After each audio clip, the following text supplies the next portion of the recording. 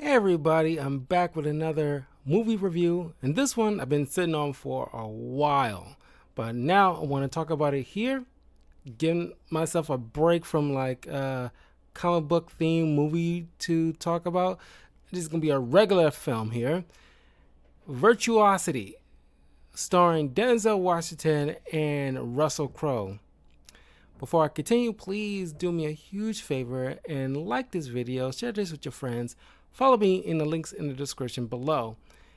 And yeah, I think from my recollection, this movie, when I saw it as a kid, is the first time I was introduced to both actors, Russell Crowe and Denzel Washington. But for a long time as a kid, I could not recall what was that name of the film because it didn't stick. But whenever it comes on, I enjoyed watching this because I was so fascinated by the villain played by Russell Crowe. Now, before I continue, this was directed by Brett Leonard. Uh, Denzel Washington plays Lieutenant Parker Barnes, Russell Crowe as Sid 6.7, Kelly Lynch as Dr. Madison Carter, Stephen Spinella as Dr. Daryl Lienemeyer, uh, William Forsythe as Billy Corchin, uh, Louise Fletcher as Commissioner Elizabeth Dean. Get this, William Fixner as William Wallace. William Wallace.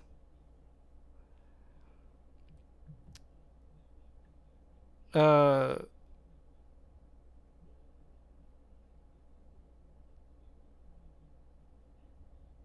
and get this, Kaylee Cuoco plays Karen Carter, the daughter of Madison.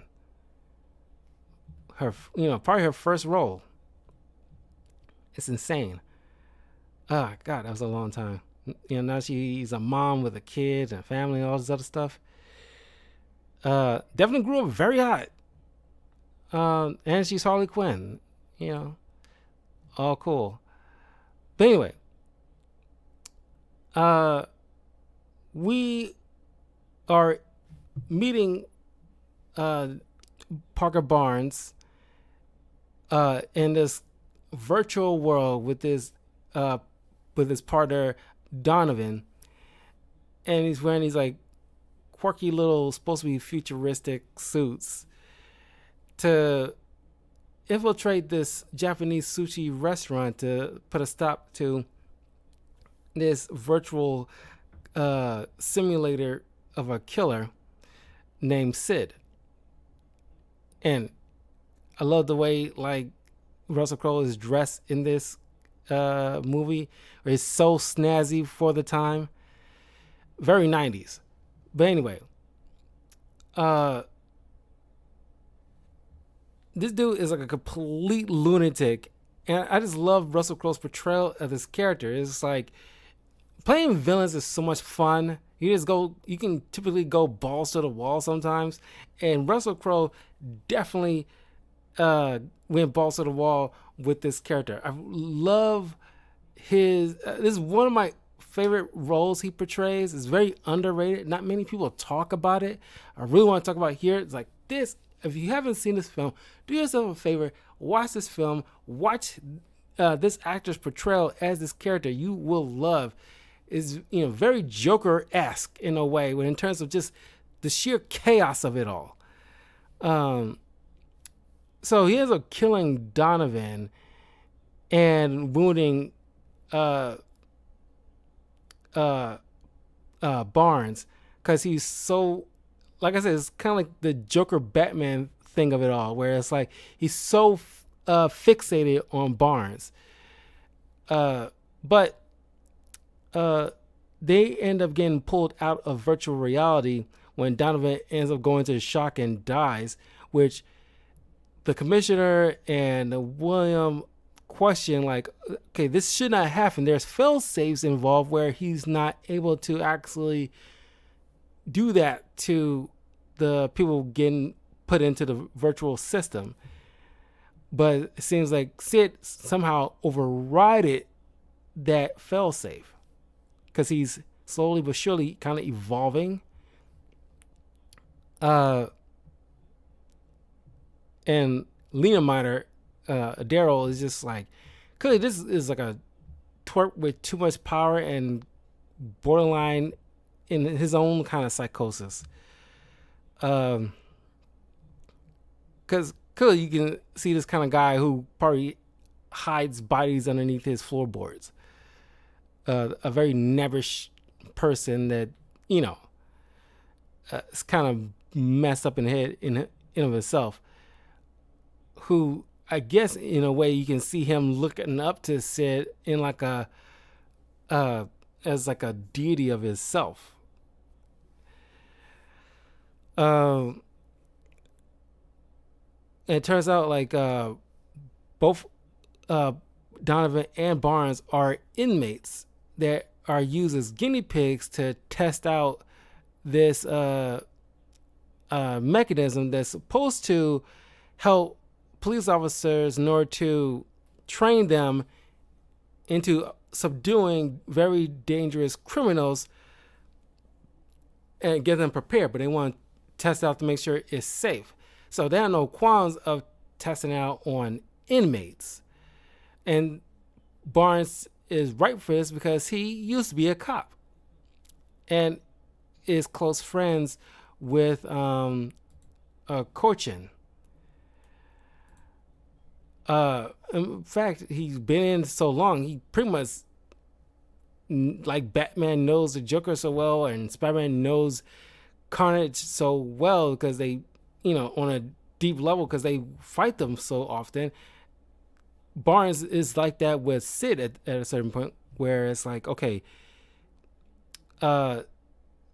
Sid has been programmed to utilize a lot of different weaponry. He killed Donovan via execution, which was not part of that repertoire of his capabilities of what he could implement in terms of lethality. Somehow he evolved to utilize that. So something wrong, something clearly wrong, but they're not really like listening to him. But he's in his own little head because he got put into prison because he ends up killing this political terrorist named Matthew Barnes, some time ago.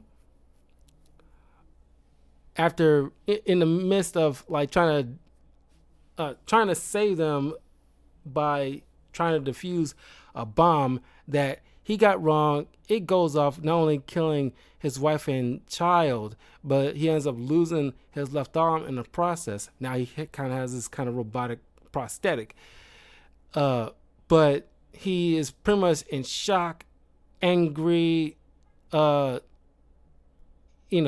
temporarily insanity in a sense. He goes, finds Matthew Grimes, kills him, but while he's like talking with this news reporter and her cameraman because he wants to broadcast, because he's like a political terrorist, like causing destruction in view of like and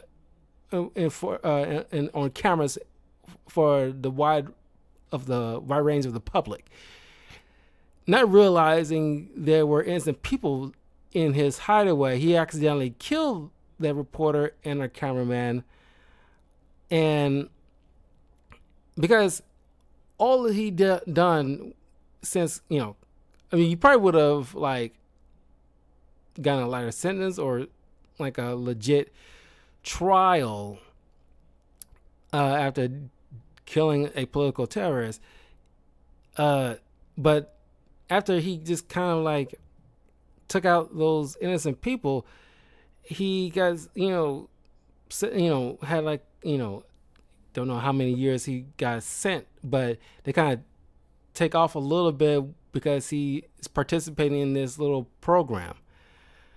But it's like you can't help but think about like, wouldn't a good lawyer gotten like a legit uh like a heavy reduced sentence, given the fact that you can legit claim temporary insanity and grief a lot rolled into one. As a matter of fact, the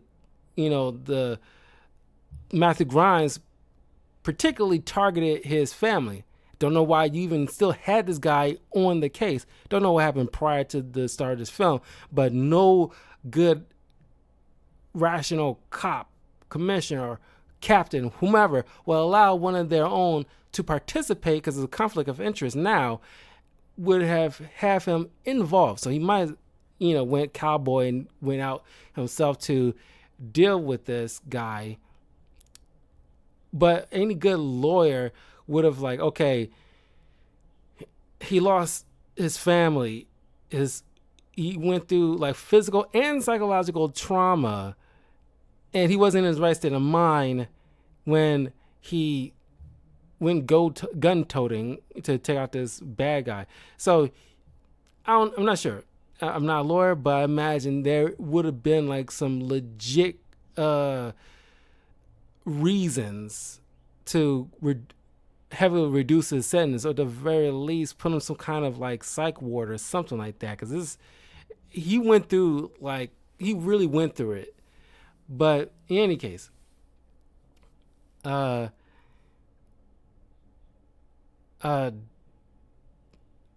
the commissioner decides, okay, we gotta shut this entire program down. This is way too dangerous. I am not putting my police officers through this. So this whole program is gonna be shut down. And of course, Daryl doesn't like this, and then he ends up telling Sid, and Sid's like, well, we're gonna have to figure out something. And I love the line Sid did, where it's like, because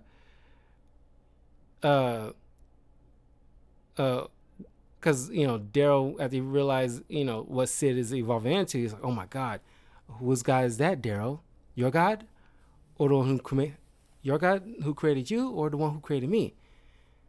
Because the difference between your god and my god is my god don't, because I forget which one he said was like, either your god or my god doesn't have any balls. I forget which one he talked about, but it was a really funny line. So he gets Daryl to get one of the computer IT guys who's fascinated, or I guess it's a kind of proto incel guys who, at this point in time, with female AIs and stuff like that, or OnlyFans, the guys who's like so into OnlyFans, this guy would have been like the 90s equivalent to what we have now, where he's like so into this Sheila program, who's just like a AI model who is just programmed to check pupil dilation and respirations and body movements, just to feed off of the subject and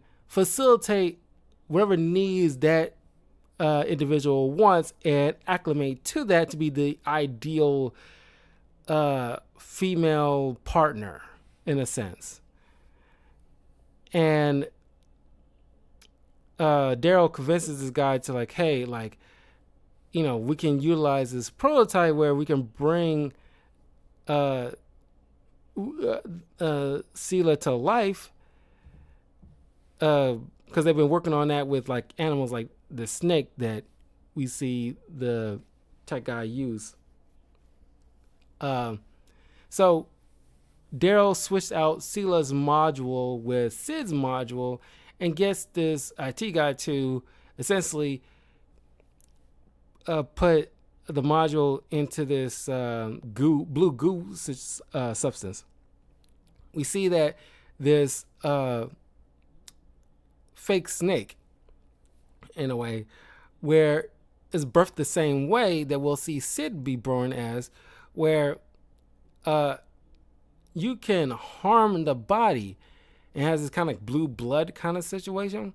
But with the nanites inside the body, once uh, the cells come in contact with anything silicon like glass, it can absorb the silicon to essentially repair itself. So it can be good as new. So essentially being semi-immortal. But if you go inside directly to the head itself and take out or destroy the module inside, which is essentially the brain, and destroy that, or just take it out from the body itself, you destroy the host entirely. And that's essentially what you have to do. So Sid ends up being bored, kills the IT guy. Daryl just kind of dips out of there. We get to see like a butt naked Russell Crowe. And he's getting used to like gravity and everything like that. So the commissioner, Ko-chan, and everybody just like gets a emergency meeting with Barnes, mentioning, look, we have a deal for you. Sid somehow managed to get out of virtual reality. Now he's roaming the streets. We need to get him back before he causes any kind of mayhem, for real this time. And if you do, we will pardon you completely. So they end up doing like a very Suicide Squad thing. It's a lot of Suicide Squad isms in this, where they, without somehow Ko-chan nor definitely not Barnes, knowing that the chip that's supposed to just monitor where Barnes is going so he won't just run off the reservation, but it's also like a poison capsule where they can key in some codes and initiate it so it could quickly kill him, so that way he just won't run away. They always got tabs on him that will come around later on. But Dr. Carter decides, like, I need to tag along because she's like a criminal psychologist, so her expertise will be useful in this kind of situation. So Ko-chan give Barnes his badge and his gun, and so they go and track down Sid. There was like a family was killed in like a home, and he steals one of the father's clothes wardrobe. Dr. Carter used one of the computers, which is like voice activated, the very early technology that we have in this day and age, where we got like voice activated type of tech here and there, where we find out that to create the perfect killer, essentially, for cops to be able to deal with whatever manners of diabolical person that we had in history, in order to prepare for any future type of villain that will essentially do, or not the exact same thing, but in that same vein, where they can be properly prepared for something like that. They couldn't build something like that. They had to birth something like this. So what they point out is essentially they put like a baby in a nursery and have all these different types of maniacs in history raise it, in a sense. So you see, like, Hitler and John Wayne Gacy and all these different types of maniacs and dictators and all these psychopaths from various types from all of history up until this point in modern time, all roaming around in Sid's head. As the doctor pointed out, it's kind of like a chaotic storm essentially going on in Sid's mind at this time. So that's why he's just so kind of all over the place. He's like the perfect psychotic killer. Uh, he even copies certain uh, mannerisms of villains past, like Charles Manson's little writing blood on the wall, death to the pigs. It's like copying exactly what any one of them would do. Even Matthew Grimes is part of the criminal profile that's attached to Sid. It's like over 200 different types of villains all roaming around in this guy's head. When Barnes sees this, he kind of gets triggered in a way. And the doctor tries to reassure him, like, look, just because he's there in the profile doesn't mean he's the dominant one.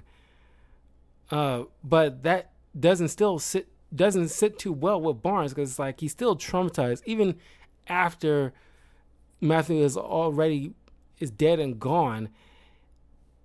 And he's still not over what happened with his family and what this killer did. So now he once again probably has to deal with a guy like that, because he's essentially part of the makeup of this new guy. Sid shows up at this nightclub and essentially holds the entire place hostage because he stole the father's, weapon that was in the house. And I don't know what type of gun that is, but let's say it's like a 9mm. That only holds like a certain amount of rounds. And let's say 10-round magazine for a generous number. Don't know what type of gun, so I don't know how many rounds it will hold. But I just go with that. 10 rounds, maybe.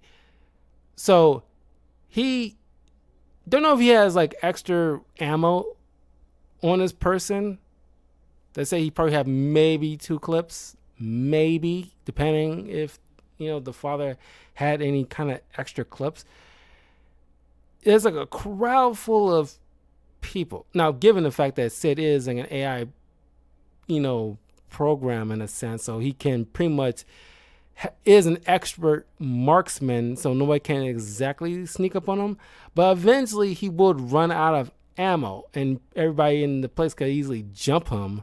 But also, now thinking about it, he is got a fair amount of strength, where he can just leaps and jumps in a high degree and grabs a person by the neck with one hand and lift them off the ground. So not exactly saying that he will easily be defeated, but just the crowd of people. I don't know. I'm just saying, like, a lot of y'all could easily jump him. Whatever. He holds the place hostage. Barnes and Carter get the call. They show up at the scene, and Sid eventually escapes. And of course, he steals a police vehicle and starts going on the radio and start taunting Barnes. And this frustrates. Eventually, he escapes, but this frustrates Barnes because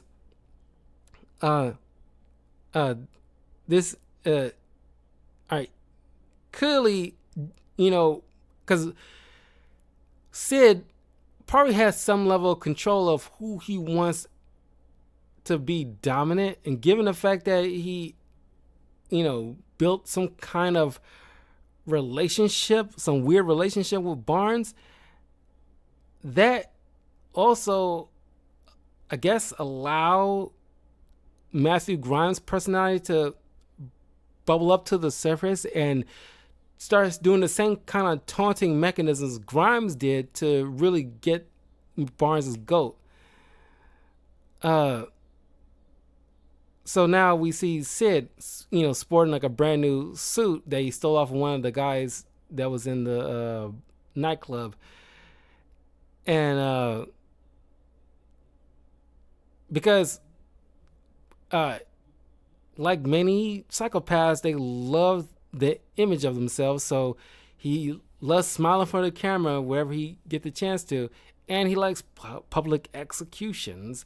So he sees like a bunch of TVs in this mall showing off a nearby stadium being holding a UFC fight, which is kind of crazy now you think about it, that how early the UFC started. Because you would think it started like early 2000s, get into the mid 2000s, but no, I guess it was started a good late in the 90s, I guess. So he shows up, tries to harass this woman who's been on this camera that the announcers kept, at least the cameraman at the stadium kept pointing to, because she's getting so hyped up and she's like the hottest one there. And so the camera keeps panning over to her. So he just feels the need to like get up close to her and potentially about to harm her. Barnes figures out where he will show up. He shows up, tries to stop Sid. He, leaps off, goes up in, because after one of the people there brings a shotgun, tries to stop him. He ends up shooting off Sid's hand, and while he's in the middle of the UFC stadium, he shows his stump and tries to, it's like showing off the blue blood, and it's like, hey, do you want to lick it? Lick it, lick it, lick it, lick it, lick it.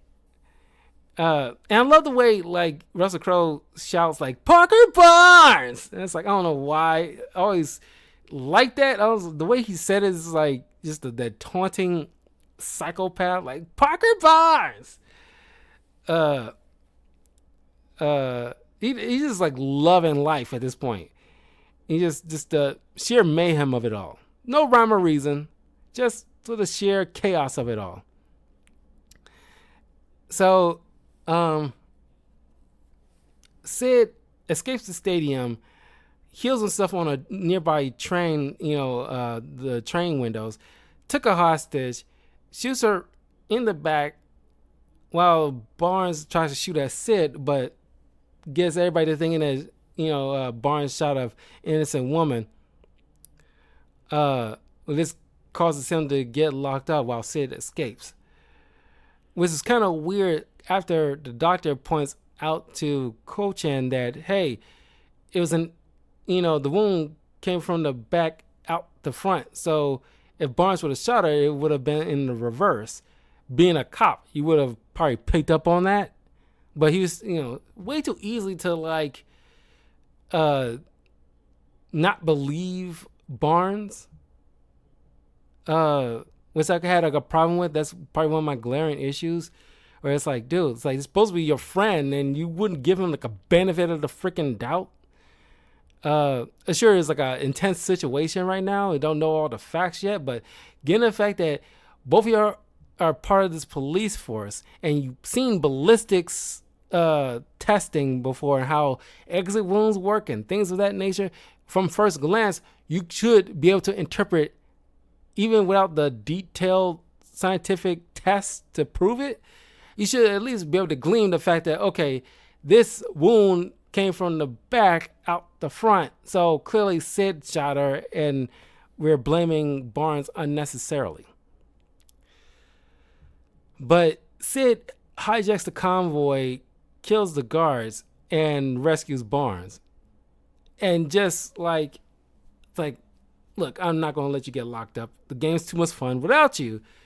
And then he slightly helps Barnes by informing him about the chip in his head, where it's like, let's see, you killed 2 guards while making your escape. So I said you got, once they initiated, you got about like 30 seconds. So I suggest you get to it and get that dealt with. Because I still need my dance partner. So, and it's weird how this guy just disappears randomly. It's just like a very Batman-esque disappearance sometimes. So, Barnes ends up using a payphone. Remember those? To contact Carter, and asked her, "Did you know about the chip in my head? So, like, when's anybody going to tell me about that?" So he informs them, "I didn't kill those transport cops. Uh, it seems like Sid just needed me." So Carter informs Ko Chan about that. He goes to the lab where Wallace is about to implement the poison, destroys the entire console, uh, and then Carter meets Barnes at his wife and child's gravesite.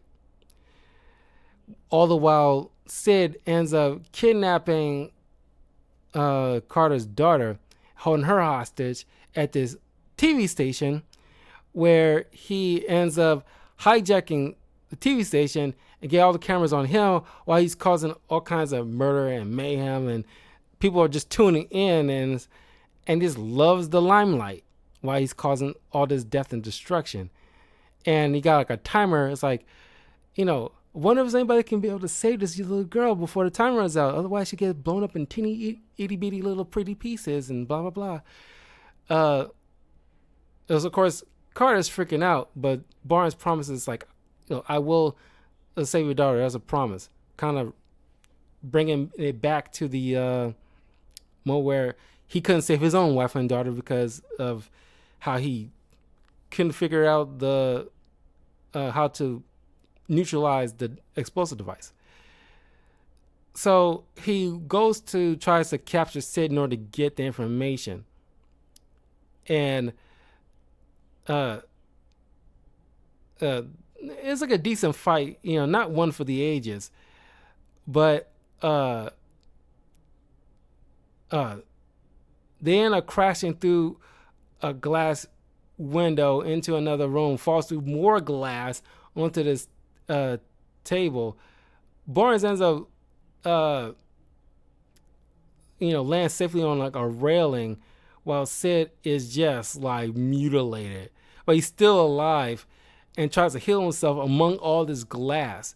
But thanks to his robotic arm, he punches Barnes punches his fist through Sid's skull and pulls out the module. And then I didn't figure this out right away. It was a little confusing for me as a little kid to figure out like the double switch, how it was like, because it was like obviously a kind of cliche before I knew what cliche was. It was new to me because I didn't understand, like, I thought it was something wrong with the TV and they replaying the same scene, but something happened differently. But as I got older, I realized what the plan was because they didn't show what he did, and that's what probably was confusing to me as a kid. So since he in the real world, Barnes couldn't get Sid to openly confess because he wasn't going to give up that information out of the goodness of his synthetic heart. So they put Sid back into the VR world. And by the way, Carter finds Daryl, who's just watching in awe, just getting off on the mayhem Sid is causing, and kidnaps him to bring him back to the lab, where they load in. And also Ko Chan is there. He loads in Carter and Barnes and tricks Sid to thinking like, oh, he killed. It's like a what if kind of scenario where things didn't go out Barnes' way, and he ends up throwing Barnes off the side of the building, killing him, and goes to Carter and taunts her because she's trying to get, like, please tell me where my daughter is. It's like, and he knocks on one of the what are those things called, like some kind of fan.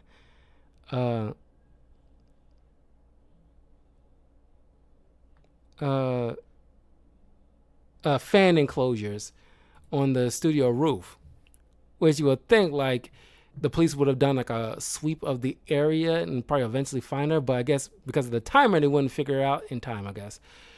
But you had time to go all the way back to the lab. Who knows how long of a drive that was in order to, do this trick and then go all. Sure, you might use like a helicopter to get there quicker, but still though, it's like what, like a couple of hours. I don't know. I can't remember what the time was when they was fighting on that roof, but let's give it like a generous 3 hours. I don't know. It's still like too much time that needed to go by in order to get there and back in order to save the girl and disarm the bomb. But whatever. Uh, Once he just gives up thinking he won, Barnes shows up. Sid is confused, but it's like, you're dead, and you're back in the box. And I love the express because every time Sid gets frustrated, his face kind of like glitch morphs. It's kind of like watery kind of emotion over his face, like, I'm back in that fucking box. I love that, like that look, that like just unhinged look, because he's been having so much fun this whole time, but when something doesn't go his way, he loses his freaking mind. And so, Cochin takes Carter out first, and now like Barnes is like trying to put Barnes through a psychological torture before, but Cochin dies by Daryl, who bludgeons him to death, while Carter's still trying to, come, get her, bearings. She ends up shooting Daryl dead with Cochin's gun and pulls Barnes out of virtual reality before he loses his mind. And Carter pulls out the Sid's module and destroys it. And then goes and rescues the daughter. And that was Virtuosity. It's a fun action movie.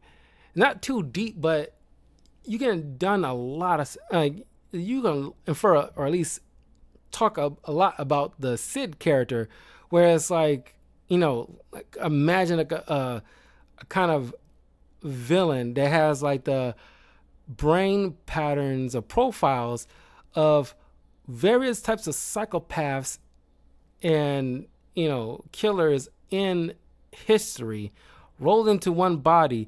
That is just a level of, like a character you just need to put down immediately. But it's just like a fun ride altogether. But more so, it has so much. The dynamic between Denzel Washington and Russell Crowe is so much fun. I'm pretty sure they've been in other films together before. Yeah, they've been in. Because I was just struggling trying to remember the name of that film, that gangster movie, American Gangster. That's another film that because it's been years between this movie and that movie, which came out in like the mid 2000s, where Russell Crowe playing like the cop while Denzel's playing the villain, which is like a cool switch. I haven't seen that movie in years, but it was like I remember it being a very, very good movie. But those two's on set chemistry is just phenomenal. But watching Russell Crowe as a villain is so much fun. So much fun. Great actor. And honestly, it's like probably like my second favorite. I don't know. It's definitely one of my top favorite Russell Crowe films of all time. Gladiator being number one. I think American Gangster. No, actually, I think not Fall Guys. Was it Fall Guys? What was that movie? Russell Crowe did with Ryan Gosling. God, what is that? Oh my God, Russell Crowe. Oh God, what is that movie?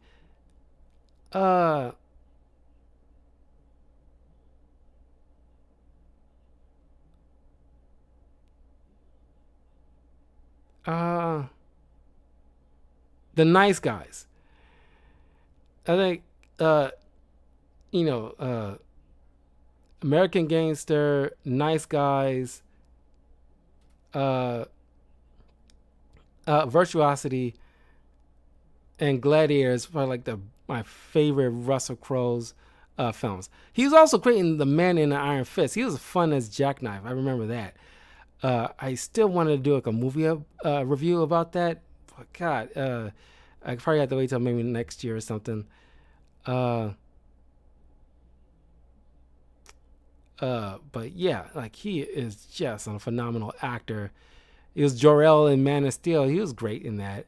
Uh, he was Noah in that movie Noah, based off Noah's Ark and stuff like that. He was fine in that. Not really one of my favorites.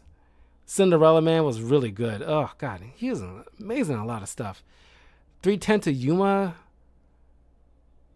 Uh, yeah, man, it's just a lot of good films, man. Like, let me know what your guys' favorite Russell Crowe film, because those are definitely mine. But that was Virtuosity. My next movie I'll be reviewing is an animated film, one of the best, honestly, Atlantis: The Lost Empire. I cannot wait to review that. That is a great film, man, and honestly, one of the best waifus in fictional history. Well, we'll get to that soon. But let me know in the comments below what you guys think of Virtuosity. What was your favorite Russell Crowe and Denzel Washington film of all time? And I'll see you guys a little bit later as I get back to playing more Black Myth Wukong and some. Hopefully, I get some time in, squeeze some time in for some uh, Destiny 2. Because I got myself a brand new controller earlier today because the one I had, it was getting so bad where I really could not stream yesterday, unfortunately. I really wanted to, but like I just had to, like, okay, I couldn't go any more days without getting like a brand new controller. I had to get a new one. So that way I can actually play without any kind of, technological glitches. But anyway, I'll see you guys soon. Take care. Have a great weekend, everybody. Peace.